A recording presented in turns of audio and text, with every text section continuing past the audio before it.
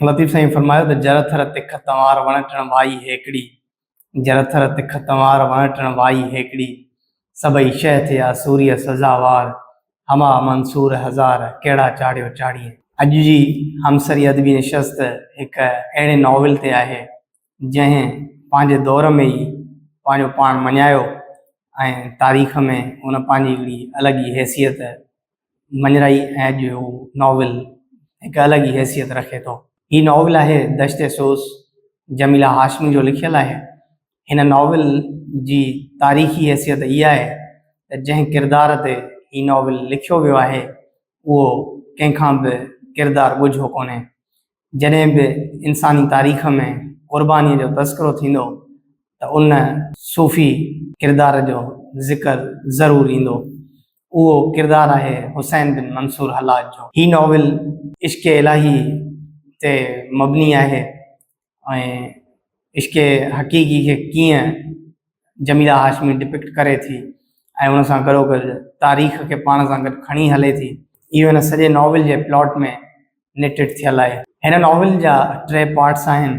पहिरियों पार्ट आहे सदाए साज़, सेकेंड पार्ट आहे नग़्माए शौक़ ऐं थर्ड पार्ट आहे ज़मज़माए मौत।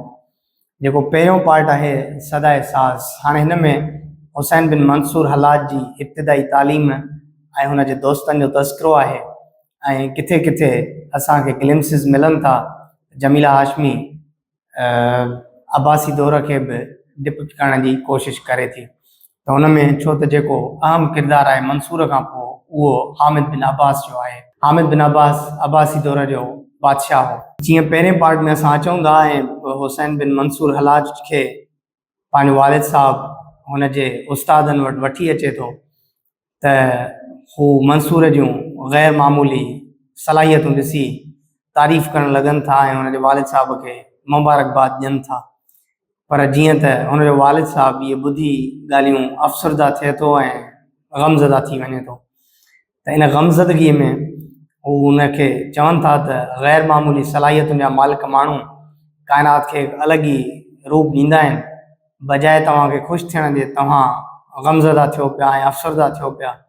त हुन ते मंसूर जो वालिद साहबु उन्हनि खे चवंदो आहे त मूंखे ख़बर आहे ऐं मां सम्झां थो गैर सलाहियतूं रखंदड़ माण्हुनि सां हीउ समाज कहिड़ो वर्ताव रखंदो आहे, उहो मां ॼाणा थो ऐं मूंखे ख़ौफ़ आहे त किथे संदसि पुट मंसूर सां बि उहो अशर न थिए। हिकिड़ी ॻाल्हि मां वाज़े कंदो हलां त मंसूर पंहिंजे वालिद साहब जे नाले सां मशहूरु हो ऐं मंसूर जो असुलु नालो हुसैन हो, जंहिंजे करे हू जॾहिं बि पढ़ियो वेंदो आहे मुकमल तौर ते त ईअं ई पढ़ियो वेंदो आहे त हुसैन बिन मंसूर हलाज। हाणे अचूं था पहिरीं हिन जो जेको पहिरियों पार्ट आहे सदाए साज़ में। सदाए साज़ में मंसूर 16 ईयर्स जी उमिरि में क़ुरान पाक हिफ़िज़ करे वठे थो ऐं जुनैद बग़दादी ऐं शिबली हुनजा दोस्त आहिनि। नॉविल कुझु शुरूआत हुनजो सीन ईअं पियो थिए जीअं त ॾेखारियो वियो आहे त अब्बासी दौर इंतिहाई मज़हब जे वर चढ़ियल हो ऐं हू न त हुन वक़्तु हुन दौर जो डिक्लाइन हो ऐं न वरी एतिरो ई उरूज में हो, न वरी हुनजो ज़वाल ई हो ऐं न वरी उहो उरूज ते ई हो। ऐं जॾहिं इन नॉविल जी शुरूआति थिए थी कुझु इन तरह सां त कुझु माण्हू नमाज़ पढ़नि था ऐं नमाज़ जे दौरान मंसूर कुझु मजज़ूब माण्हुनि सां गॾिजी ऐं हुननि जी नमाज़ मुकमल थियण खां पोइ उते अची ऐं कुझु शेर पढ़णु लॻे थो ऐं उन्हनि शेरनि जो जेको मफ़हूम हूंदो आहे, मक़सदु हूंदो आहे, उहो इहो ई हूंदो आहे जेकॾहिं अगरि तव्हांखे ख़ुदा खे ॻोल्हणो आहे या जेकॾहिं अगरि तव्हांखे ख़ुदा खे ॾिसणो आहे त हे मस्जिदनि मंदरनि में न ॻोल्हियो ऐं हिननि नमाज़ुनि में न, बल्कि तव्हां ख़ुदा खे इंसानियत में ॻोल्हियो ऐं ख़ुदा तव्हांखे हर हंधि नज़र ईंदो। जीअं क़ुरान पाक जी हिकिड़ी आयत बि आहे त फ़ाइनमा तुवल्लू फसुम वजहुल्लाह, यानी तव्हां जिते जिते नज़र कंदव उते तव्हांखे ख़ुदा जी झलकी नज़र ईंदी ऐं उते तव्हांखे ख़ुदा नज़र ईंदो। इहा साॻी ॻाल्हि जॾहिं लतीफ़ लिखे थो त लतीफ़ ईअं थो चवे त जेॾां करियां परख तेॾां साहिब साम्हूं। त हाणे इहा ई ॻाल्हि आहे जेका मंसूर तमामु नंढी उमिरि में सम्झी वरिती ऐं हुनखे ख़बर हुई त इश्क़ हक़ीक़ी कीअं थींदो आहे। हाणे जॾहिं सदाए साज़ खां असां नग़्माए शौक़ में अचूं था तीअं ई जमीला हाशमीअ हामिद बिन अब्बास खे डिपिक्ट करे थी ऐं उनजो जेको सर्द रवैयो आहे मंसूर जे लाइ उहो छो त जीअं ई सेकेंड पार्ट शुरू थिए थो त हुन में अनल हक़ जूं सदाऊं शुरू थियनि थियूं। हाणे अनल हक़ जो जेको असल मफ़हूम आहे इन ते बि तमामु घणा तस्करा थिया आहिनि।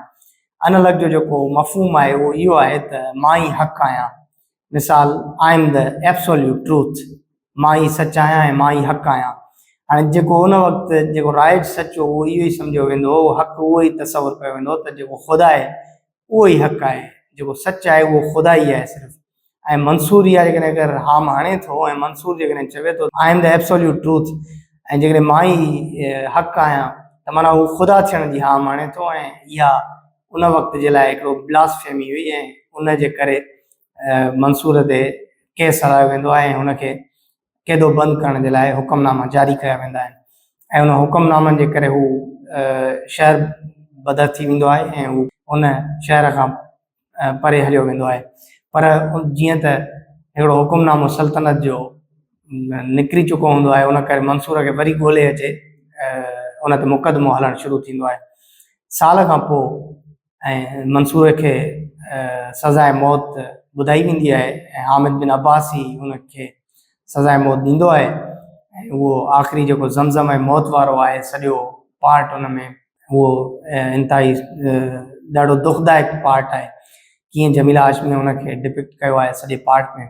ऐं जॾहिं मंसूर खे फांसी अचे थी ऐं हुनजे जस्दे ख़ाकी सां तमामु घणी तज़लील कई वञे थी, हुनखे गभा गभा कयो वेंदो आहे, त हामिद बिन अब्बास चवंदो आहे त हाणे हिन जे जस्दे ख़ाकी खे खणी ऐं सॼे शहर खे ॾेखारियो त जेको ख़ुदा हुजण जी हाम हाणे त हुन सां अहिड़ो अशर कयो वेंदो आहे।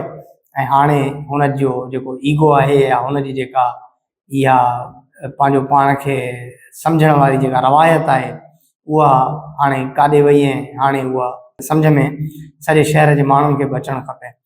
हाणे जीअं त मंसूर फांसीअ खां अॻु में ई जेको टाइम हुनजो क़ैदो बंदि में हो पंहिंजे जस्दे ख़ाकी जो अॻु में ई प्रिडिक्शन ॾेई चुको, हुनखे ख़बर हुई त मूं सां छा थियण वारो आहे। हुन चयो त पहिरीं मूंखे साड़ियो वेंदो, उन खां पोइ मूंखे दजला ते उछलायो वेंदो ऐं पोइ जेके मुंहिंजा जिस्म जा हिसा हूंदा उन्हनि मां अनल हक़ जी आवाज़ ॿुधण में ईंदी। ऐं बिल्कुलु ऐं हूअं ई थियो त पहिरीं जस्दे ख़ाकी खे साड़ींदा आहिनि ऐं पोइ हुनखे गभा गभा करे दजला ते नहर फ़ुरात ते हुनखे उछलाईंदा आहिनि ऐं पोइ हुनजे सॼे जिस्म मां अनल हक़ जा आवाज़ ॿुधण में ईंदा आहिनि ऐं इहो अनल हक़ जो आवाज़ सॼी काइनात में गूंजी उथंदो आहे। ऐं उन आवाज़ खे कॾहिं बि मात ॾेई हामिद बिन अब्बास न सघियो। हामिद बिन अब्बास जे नाले खां शायदि चंद ई माण्हू वाक़ुफ़ु हूंदा जेके तारीख़ पढ़ंदा हूंदा, हुसैन बिन मंसूर हलाज खां हर माण्हू वाक़ुफ़ु हूंदो। सो इहा ई शइ हूंदी आहे त जेके माण्हू इश्क़ हक़ीक़ी सां ॻंढिजी वेंदा आहिनि उन्हनि खे हमेशह जे लाइ अमरता मिलंदी आहे ऐं उहे हमेशह जे लाइ इटरनल थी वेंदा आहिनि। हाणे हिन नॉवल में जेको जमीला हाशमीअ जो पंहिंजो हिकिड़ो ख़्यालु आहे उहो कुझु हुनजे लफ़्ज़नि में मां पढ़ी ॿुधायां थो तव्हांखे। जमीला हाशमी चवे थी त दश्ते सोस सिर्फ़ एक सहरा नहीं बल्कि वो दिल का सहरा है जहाँ इंसान अपने रब की तलाश में निकलता है और कभी कभी ये तलाश उसे दुनियावी अजियतों और रुसवाई की दहलीज तक ले जाती है। मंसूर की ज़बान से निकलने वाला अनल हक़ दरअसल मोहब्बत इलाही का ऐलान था जिसे दुनिया वालों ने बगावत समझा। हाणे ही अनल हक़ जो नारो जीअं मां तव्हांखे ॿुधायो त हिन ते तमामु घणी तहक़ीक़ थी। नक़ादनि जो चवणु आहे त अनल हक़ मंसूर जो मक़सदु ईअं कोन हुयो जेको सम्झो हुयो त मां ई ख़ुदा आहियां, बल्कि मंसूर जी उनसियत ऐं तड़प ऐं तिश्नगी ख़ुदा जे लाइ एतिरी हुई जो हुनजो इहो हो त मां मतिलबु ख़ुदा खे हासिलु करे चुको आहियां।